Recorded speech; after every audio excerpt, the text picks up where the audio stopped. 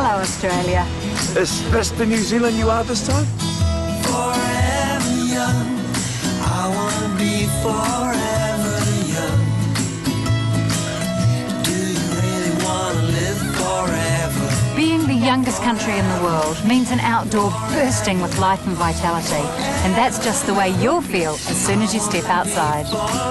Go to newzealand.com. And plan your invigorating break right now. Right. When you're taking in the sights of Dunedin, you can get a little bit parched, and you've got to make sure you keep up those essential fluids. And what better place to do it than right here at the Speight's Brewery. The brewery was started by James Speight, Charles Greenslade and William Dawson, with the first ale brewed on the 4th of April 1876.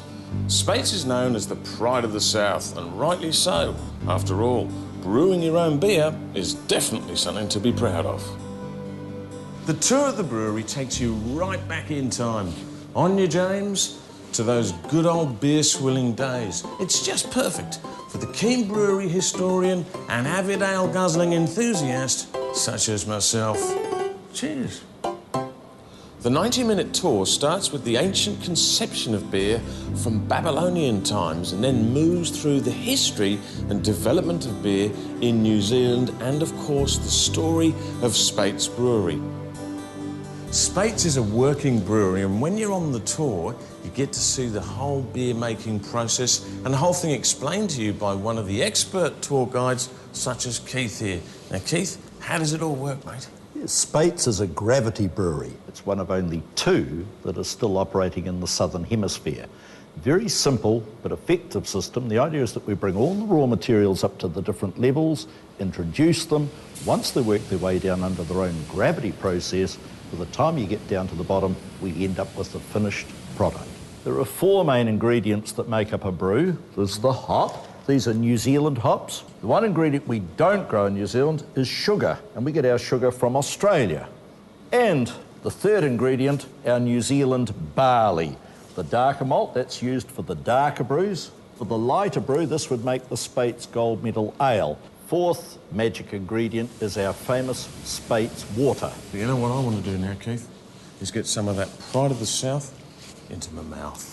We should go to the tasting bar. Oh, let's do it, mate. After you. Good on you, mate. Thank you.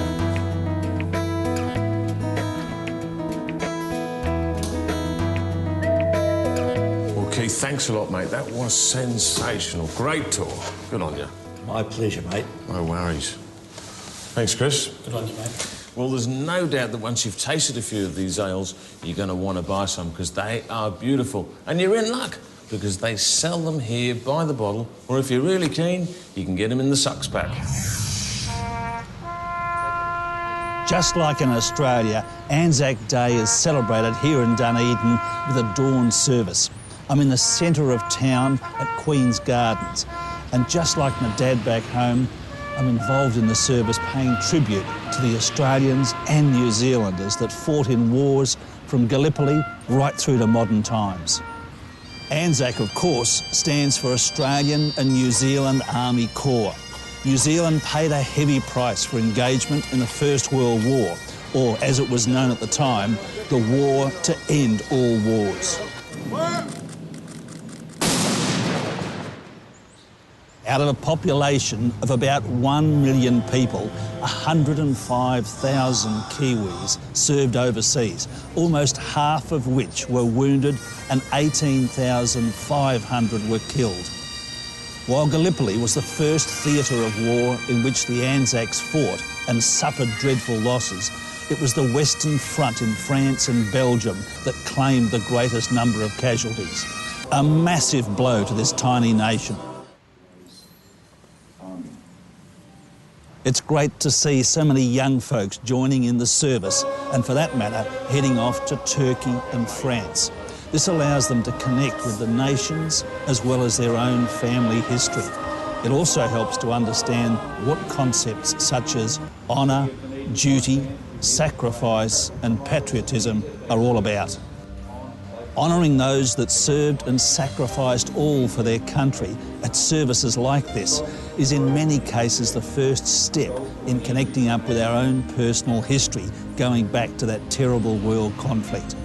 From that, we can get precious insights into members of our own family.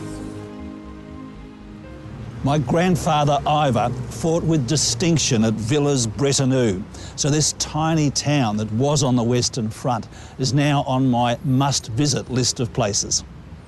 As a visitor to Anzac Day in Dunedin, I can see that Aussies and Kiwis are so similar and share so many common characteristics that we're almost indistinguishable. Except, as I'm told by the locals, for the funny way we talk. Wow, this is 100% pure New Zealand. A great destination for a holiday. To find out more of what you can see and do while you're here, visit this website. Coming up after the break, we're going to hit the road and explore the Catlins, where hopefully we'll see some more of these guys, the rare yellow-eyed penguin.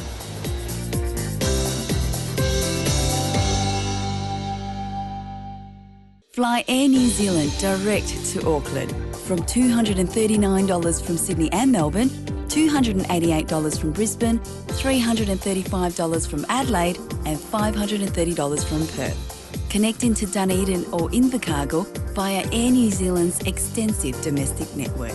Or if you live in Brisbane, fly direct to Dunedin for $248. Prices are one way including taxes and conditions apply. Book online now at airnewzealand.com.au.